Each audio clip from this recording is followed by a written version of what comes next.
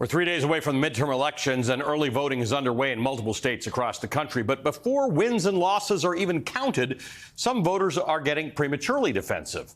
A new Axios Ipsos poll says that nearly 40% of Republican voters, regular people, not candidates, will blame election fraud if their party doesn't win control of Congress.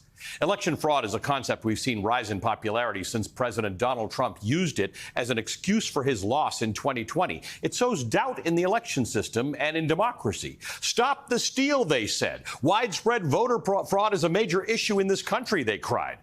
Let me be clear. Are there instances of voter fraud in this country? We just discussed it. Sure there are. But for fact's sake, let's take a look at the numbers.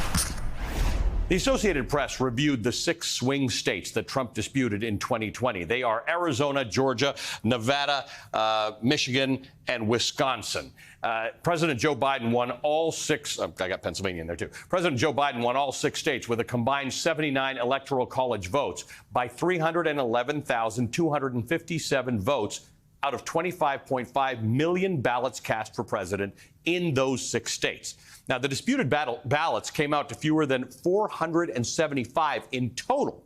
That's 0.15% of the victory, of the margin of victory in those states. And that's 0.000018% of the total number of votes cast in those states. Statistically, it would be impossible for those disputed votes to have made any major difference in the election, let alone be enough to flip an entire presidential election. But nevertheless, tight races do happen.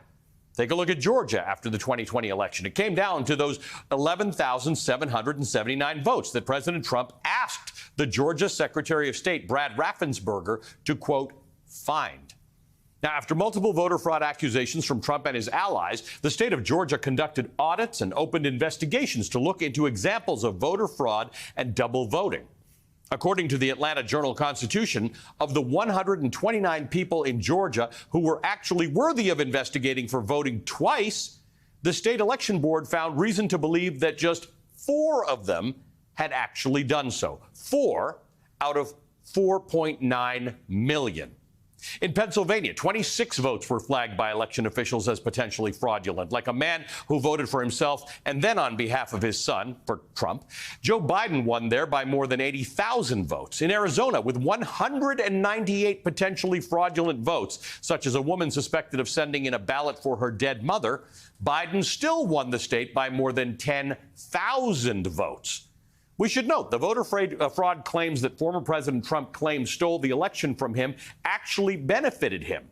Like in Yuma County, Arizona, for example, when more than half of the investigated cases from 2020 were folks who voted Republican that year.